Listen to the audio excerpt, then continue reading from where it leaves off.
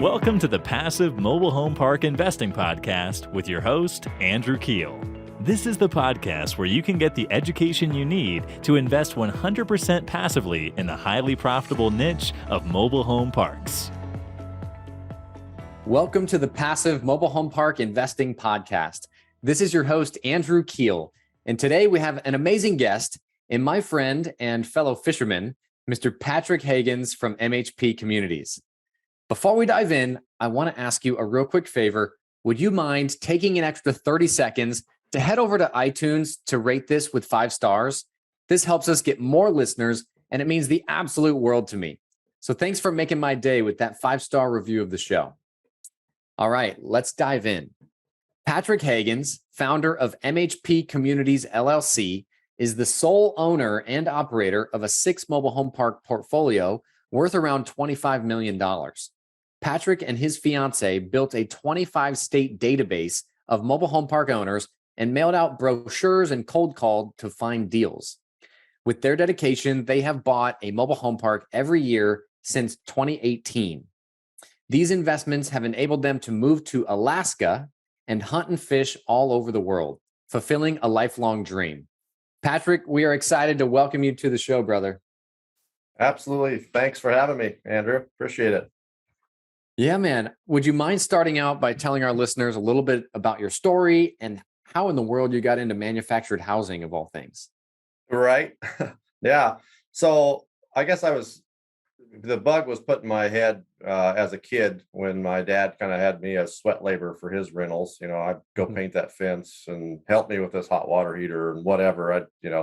Wasn't too thrilled about all that, but I was like, after a while, I kind of started to step back and think, okay, this isn't such a bad thing if you're on the other side of the table instead of the guy, doing all the fixing. But he got the bug started, definitely trained me on work ethic, and so you combine those two, and I just started into it real small, and right out of high school, built a duplex and just kind of grew from there. Yeah.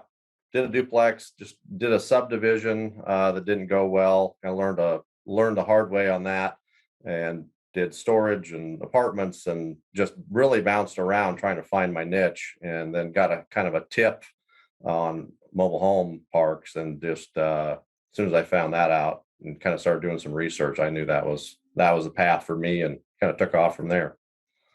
So what was the tip? Was it from your dad or somebody else in the space?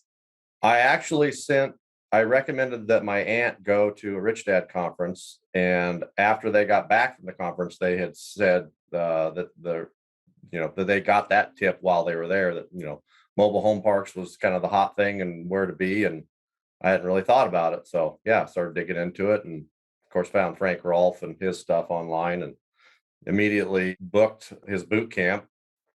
And ironically, about that same time, my portfolio was cash flowing enough that I could quit. So actually, I quit my job and just started looking for parks. And so wow. It sounds dramatic. I just quit my job and started looking for parks, but it was perfect timing. But that's exactly what it did.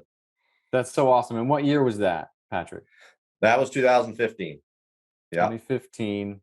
Awesome. Yeah, that was right around the same time as me. We're like, there's a transition to going full time into it. We ended up not buying our first park though until like 2017. You beat me. I didn't get one bought till 2018. So 2018. Yeah. I mean, there's so much to learn, it's like drinking from the fire hose, but you did attend the MHU Bootcamp. I did. Yep. Actually a couple times. Went back and just, brought some friends, and I soaked up, even more stuff on the second round. So that's so awesome. And where are you from originally, Patrick? I grew up in Iowa, central Iowa. Central Iowa. That's right. Yeah. And wow. So do you own parks in Iowa?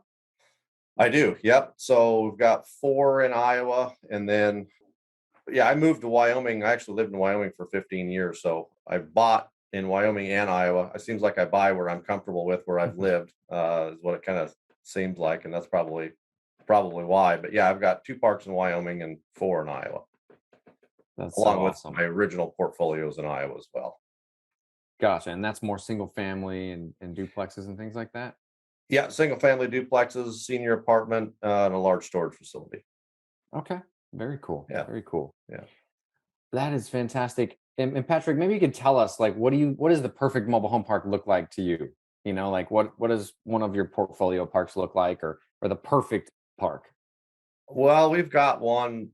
I won't say where it's at, but that's probably what I would classify as my favorite. It could be a little bigger, that'd be nicer, but it's just in a great market. Median home price is near 400,000. Mm. Apartment rents are, over two bedroom apartment rents are over 1,000, and yeah, just demand. There's like a waiting list for people to get in there. I don't have to, you know, get involved with bringing homes in or anything. It's a kind of a feeding frenzy to buy a home once one comes available. And so honestly, it's just easy to run, and the tenants kind of are a really good group of tenants, and they take care of the park very well. They actually get after me if something's not quite going right. They're like, "Hey, this doesn't look good. We got to get this cleaned up." And I'm like, Let's do "Yeah." it. So that's Yeah. my perfect park. That's fantastic. What are the utilities set up? Is it public? Is it private? Is that a big, Oh, thing for you when you look to invest? it is. I always just go city water, city sewer. I will look at some other utilities, but I've been pretty fortunate to get all city utilities. Of course, direct build. Got a couple that are direct built from the city. That's a plus. But yeah, all city services and a couple of The those. direct Yeah, the direct build thing is like the great white buffalo, right? Like that is like the holy grail of mobile home park investing is, you have public utilities, city water, city sewer, so you're not like, having a well that you have to maintain and things like that. And then the sewer is not like your own sewer plant or a lagoon or something like that, or septic tanks. Oh my goodness. We just right. replaced a ton of lateral lines in a park that we own that's on septic. But the direct bill means that the city is billing your tenants for their service based on their usage. So you're out of Yeah. the equation as the park owner. And that is like the holy grail. Yeah, we have a couple of those. And man, the expense ratio on those is like sub 30%. It's Yeah. phenomenal. Is yours Yeah. the same way? Yeah. The one park that I've just actually got these last couple parks have been these direct build. So they're still kind of getting leveled out. So I'm not quite Nice. down to the 30% expense ratio quite yet, but we're getting there. But yeah, no, that's the magic. I mean, it's just a lot less stuff to do, a lot less management. Totally. And then you mentioned a couple things about the markets that you look at, and like, this market that has your perfect park in it. You said two-bedroom apartment rents are more than 1,000 a month, which I think Frank talks about that in the MHU Bootcamp about like, some certain like, demographic, numbers to look at. You also mentioned 400K median home price. So what other metrics do you look at besides those two, apartment rents and median home price, to determine a market to invest in? You know, it used to be like Frank always would say, 100,000. That obviously has changed Yeah. dramatically. You buy in 100,000 median home price in today's numbers, you can get yourself in real trouble, in my Hmm. opinion. Yeah, so same metrics as what Frank looks at. The two-bedroom apartment is kind of a gauge, the vacancy rate. I do look a little bit about home ownership and how many people are renters and how many are homeowners to kind of look at the stability of the folks in that market, employers, and then what's driving the town. Is it a town in the Midwest that's really off the beaten path, or is it in a highly desirable mountain town in the West? It's a big difference there. But what the Yeah. drivers are in West and Midwest is where I invest, so that's what I'm familiar with. But there's completely different dynamics for those two, and yeah, you can get. I have parks that are not in the highest of median home price areas, and I do struggle a little bit more on those parks. So it all goes into the pot as trying to evaluate what am I going to be up against. And then yeah, the park that you're buying, one big thing I like to look at is if there's a bunch of rentals, is the operator not trying to sell those, or is he not capable of selling them? Mm. That can be a huge red flag for me. You really want to know why he has rentals. Does he want them, or does he have no other choice? Because it's red flag in my opinion. Oh, totally.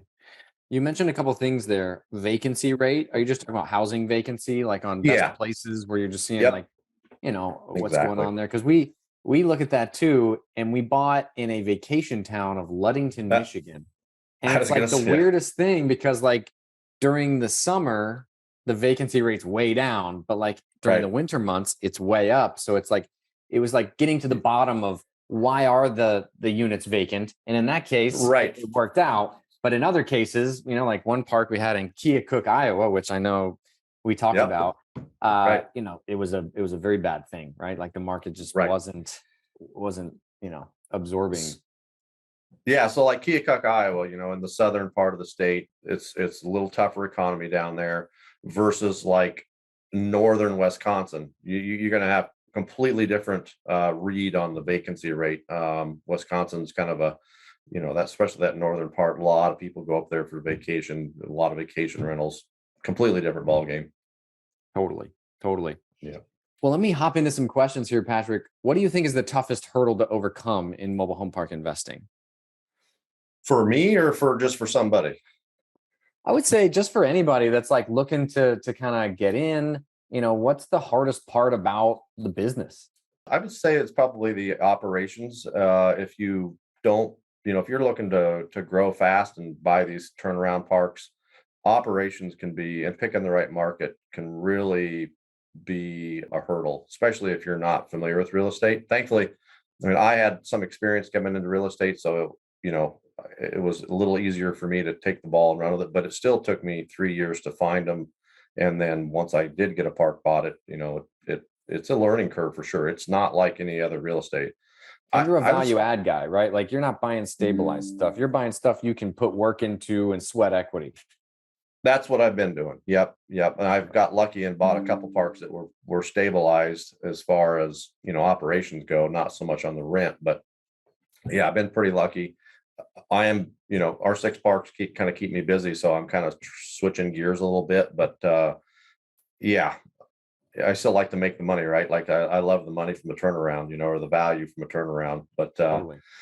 I would say it's, back to your question, maybe getting the confidence to just kind of jump in and just buy one and try it. I think if you just, you know, get a park and learn from experience, I think that's the best thing anybody can really do. After, of course, going to the boot camp, I highly recommend Frank's boot camp. Yeah, I would say like 95% of the operators that I've interviewed on this podcast have gone to that boot camp.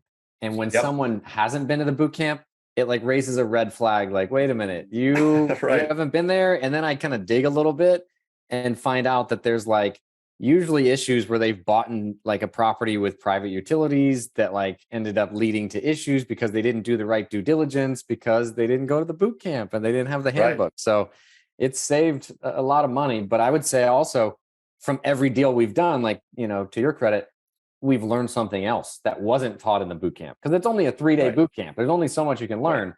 But from every deal we've done, we've added to our due diligence checklist of something extra to look at to make sure we don't, lose our Yep. shorts, Exactly. And you're in a lot more markets. So there's, every market's kind of got a different dynamic and every park has a different dynamic where I've been, like I was saying earlier, in both places where I've lived. So I kind of a little bit, yeah, I'm a little cautious about, what I buy and where I buy it. And so I don't know whether I could just never get comfortable in those, bigger markets or in the South or, out on the coast, but it's worked for me. And yeah.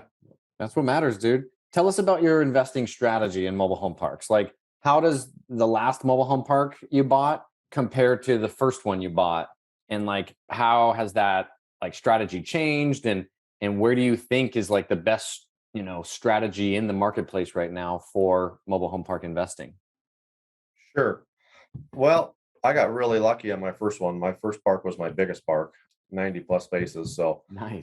that was definitely one to learn on. Kind of got thrown to the fire, but our last one was, our parks averaged a little over 50 spaces. The last one was in that neighborhood and all, actually that was a previous one. It was all park owned homes, but this last one was just, direct build and city streets and maybe paid. Obviously the market keeps changing, right? So I paid a little bit more for this one than I did the first one, but it was also a neighboring property to the one I already owned, so that made a big difference too. But Yeah, the first park was 90 spaces, and I wouldn't say it was stabilized. I think it was around 70 something percent occupied, and a lot of older homes. So we've been, you know, having to tear down homes, bring them in. But as far as what angle to invest in now, boy, with this interest rate and this market that we're in right now, I would say definitely go keep at it and then go after the owner financing. I mean, that's definitely the angle I would be going at right now.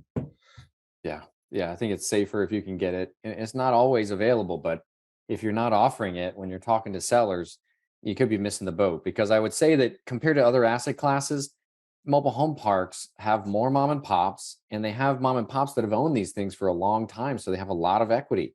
We this year, a few months ago, got 100% LTV, $4 million seller financed park, Wow. 136 lot park, and he financed 100% of it.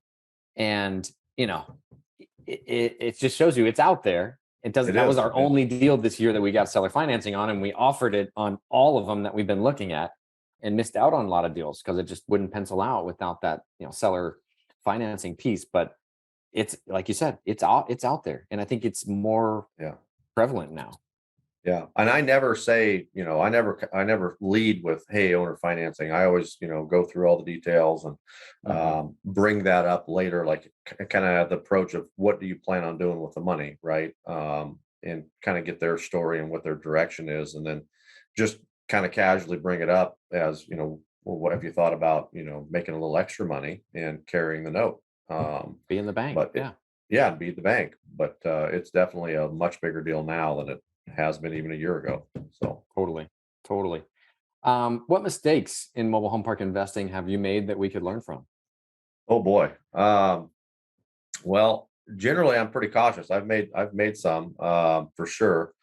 Probably not hiring quick enough, always I'm always trying to be conservative, right? I'm like if I can save this, if I can not buy this or hire, spend this much money, and it's probably hurt me more than it's helped me. Hard to say, but being too thrifty has probably been is a big mistake that I've done in the past. Hiring Joe Schmo instead of the pro, probably been definitely a mistake I seem to keep repeating. Not learn for that one. Some markets are easier to find a professional in than others, but yeah, that one has bit me quite a few times. I've been there. Yeah, I've been there, because it's also like, when you're looking to find a contractor to work on, renovating a mobile home, for example, it's more of the chuck in the truck type of, handyman guy. It's not Right. the licensed, general contractor that's, working on other big projects, and he's legit and has a track record. So Right. it could be a little bit tougher, but, especially remote when you're trying to do that stuff. So I agree with you on that. We've made mistakes there for sure. What would you say are like the most important things passive investors? We're talking like people that are just investing in other people's syndications or funds. What do you think is most important for them to, look out for when investing into mobile home parks? Sure.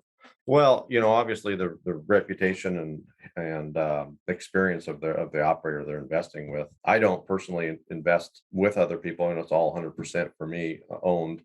Not that I wouldn't consider that, but I mean, I would look to somebody like yourself. That's, I mean, out there doing it, has been doing it for quite a while, and has just a good track record, and not afraid to tell you what they did wrong. If somebody says, "Hey, we've bought this, and this, and it's all gone perfect," I would just run for the hills. Well, thank you. Yeah, for that. I appreciate it. Because yeah, we've definitely made mistakes. And I mean, I think it's learning from them, that's Yep. the key for sure. Um, And conservative numbers too, right? Like these performers that are just pumped up. We're going to raise the rent $250 out of the gate, and all yeah, these just really hopped up performers. They're just not realistic, not sustainable, especially if the economy changes, which we're seeing now. totally. Let's jump into that and talk about what you think the future looks like, with what interest rates are doing, and, possible recession. mobile home parks, do have a fragile tenant base, like they can be fragile. They're the most fragile, right? This is affordable housing. So how do you think, things pan out over the next 12 to 24 months? Well, yeah, it's definitely interesting. I think mobile home prices have really, jumped here recently, which has kind of jolted the whole infill model. And I think everything has gone up so fast, from lot rent to, utilities, food, all of it, that I think everybody's still kind of trying to see where they're going to land, like what's the new normal. And it just feels like everybody's in limbo, right? Like a lot of my sales right now are kind of a little bit muted right now. I feel like everybody's hanging out, seeing what the interest rates are going to do. Where we're going to go, I don't know. I've been calling for a recession for a long time. So I kind of feel like I've been crying wolf for a while, but it's got to happen. I mean, every 7 years, it's on average is supposed to happen. And it's been a long time since we've had one. So I think it's inevitable, especially with the rates keep going up.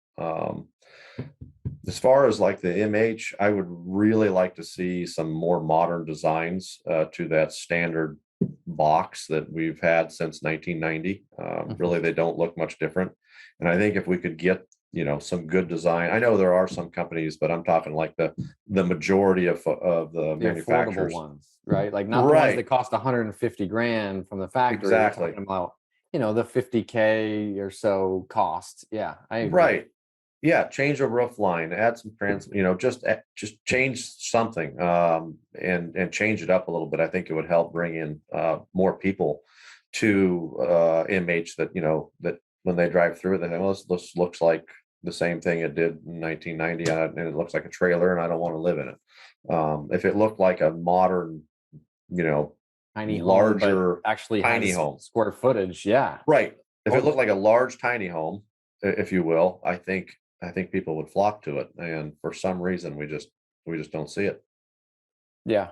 No, I agree. I think that would be really cool. I think it might be coming. There's a guy that I follow on LinkedIn who's like he built a whole development down in Texas, like around a lake, and it was like Nice. 300 lots, and they were all like very trendy. Like the roof line was like one pitch instead of having a double pitch, and it was just very trendy. I can't think of his name right now, but it was like a whole resort type of a Hmm. theme, and it looked really nice. So what could be possible is there. It's just Right. like making that more mainstream and getting the manufacturers on board. Right. And that probably works way better in, in a real high end market. Yeah, Austin, What Texas type of market, right? yeah, I'm talking, a little bit more rural Iowa. Like I want it to be affordable for my tenants in rural Iowa or Yeah. rural, Wyoming. So yeah, different deal there, but Yeah, because I think as a park owner, one thing you need to look at is like, okay, I'm going to bring in 17 homes into this park, that we just bought in Nebraska.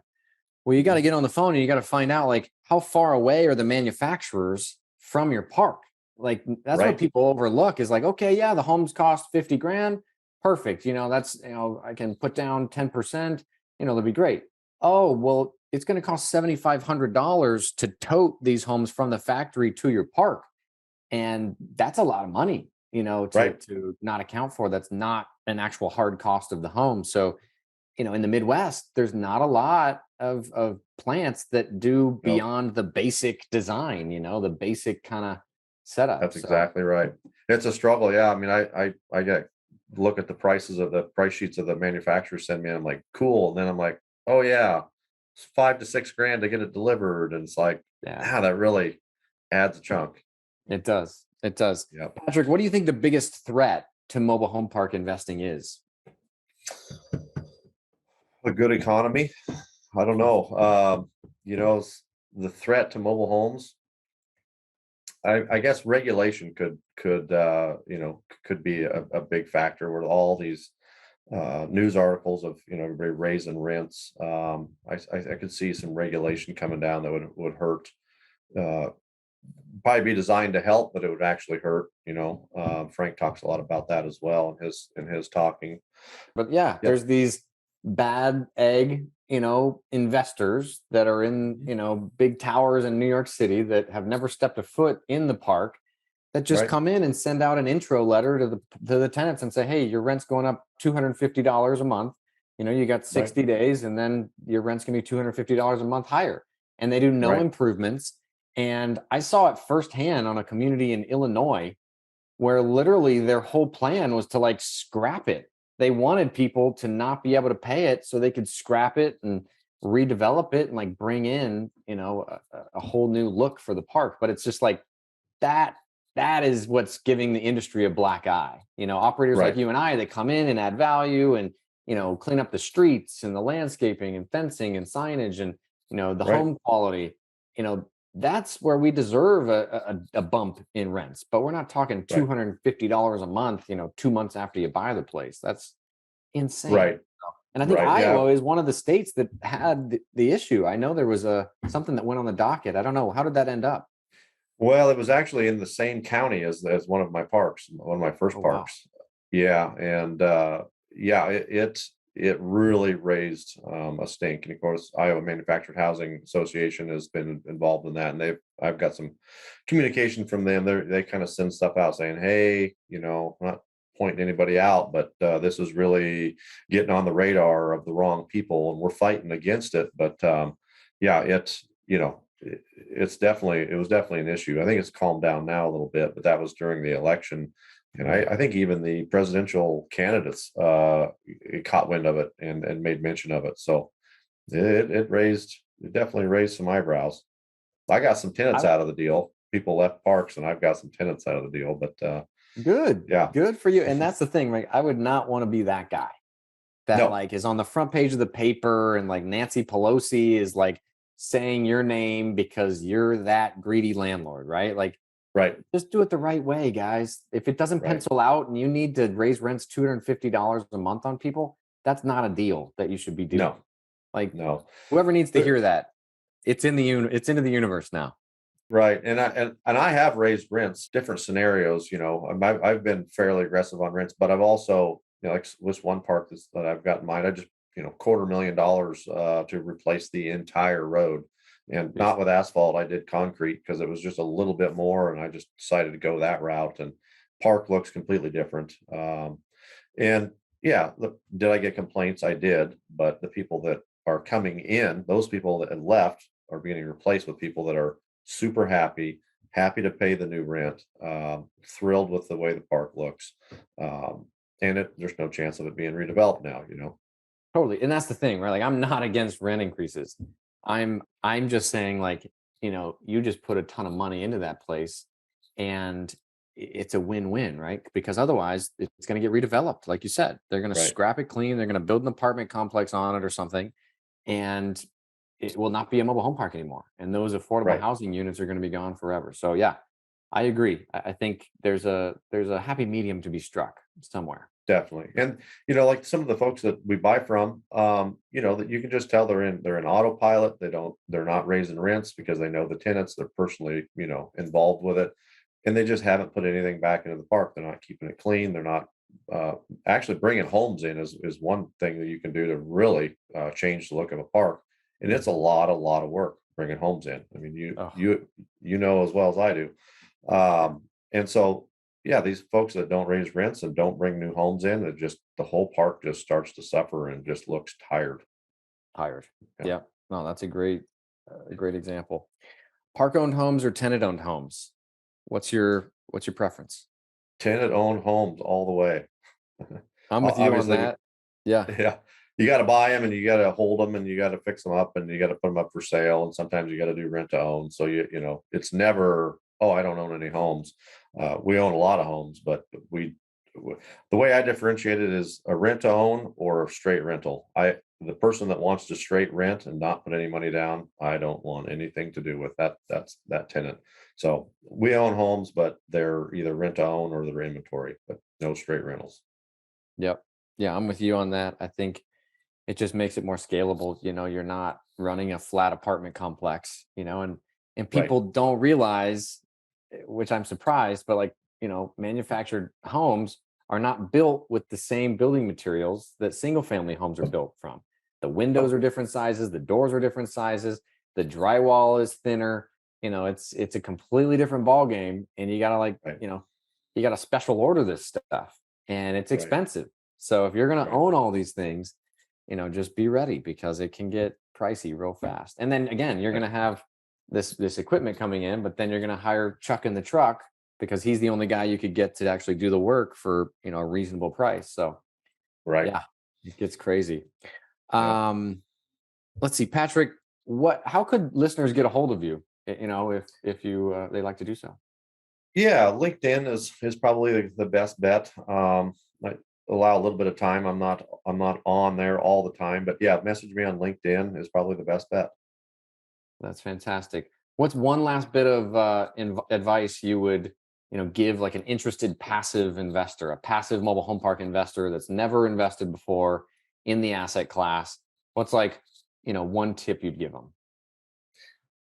Just vet out whoever you're invested with, and maybe do a little bit of of research in the industry so that you're a little bit educated as well. You're not just counting on the operator. The boot camp is so affordable, and so much knowledge being given out there for pennies on the dollar. You go to the boot camp and just get yourself educated, and then get in the circles and pick your guy. But just don't invest blindly. That never works, no matter what you're talking about. Totally. Yeah, I think that's the key. And there's a ton of niches in real estate, and there's a ton of niches just in mobile home park investing. Like Yep. there's funds and syndicators that just go after small parks, 30 lots or smaller. There's a fund out there that's just buying private utility parks right now because those are typically that. less desirable. There's a fund, for opportunity zone mobile home park investing. So, find your area that kind of appeals to you, and, uh, vet the operator. I think you're right. But I think like you said earlier, look at the market, best places. Is it bestplaces.org? That's a pretty good site. Sperling's Bestplaces.net. bestplaces.net. Bestplaces.net. Yeah. Yeah, Yep. bestplaces.net. You can check, the 2-bedroom apartment rents. You can check the median home price, and then, definitely ask about the utilities and review. Hey, is this city, provided water, sewer, or is this private? And if it's an operator looking at private, spend the time to make sure that they actually know and have another property that know how to operate a well and the requirements, because Right. it's a steep learning curve if you don't. And there's fines. The EPA will fine you if you don't have the right, testing set up and so forth. So Yep. Yeah. good tips. And yeah, I mean, don't be afraid to. I would say, jump in on your own and buy, a smaller park and learn. I mean, you can do both. You can own a park and invest in other folks in other funds. So there's no better way to learn than diving in and buying one. Totally. So tell me, when's your next fishing trip? People on the show know I like fishing as well. What's I, what's coming up on the docket? I actually just put the fishing poles away, and I've got a backpacking solo sheep hunt coming up here in less than a week. So I'm weighing Awesome. gear and packing food and weighing out everything and getting ready for a strenuous backpack hunt solo. So That is so awesome, man. Well, I wish you the best of luck on your hunt, and I hope I hope you get what you're looking for. Do you go for just perfect. one, or do you go for a couple of the sheep? Well, it depends on where you go. Where I'm going, yeah, there's multiple species available. We're very fortunate here in Alaska where you can. Yeah, It's a buffet line of opportunity when it comes to fishing and hunting. Lots of salmon, lots of venison to have. totally. Well, be safe and have fun, and thanks for coming on the show, Patrick, to share some golden nuggets with our listeners. Absolutely. Appreciate you having me on, and yeah, best of luck to everybody out there. Thanks again. That's it for today, folks. Thank you so much for tuning in. Hey, are you getting value out of this show? If so, would you mind please going over to iTunes and leaving the show a quick 5-star review? I have a goal of hitting over 100 5-star reviews by the end of 2021, and it would mean the absolute world to me if you could help contribute to that. Thanks ahead of time for making my day with your 5-star review of the show.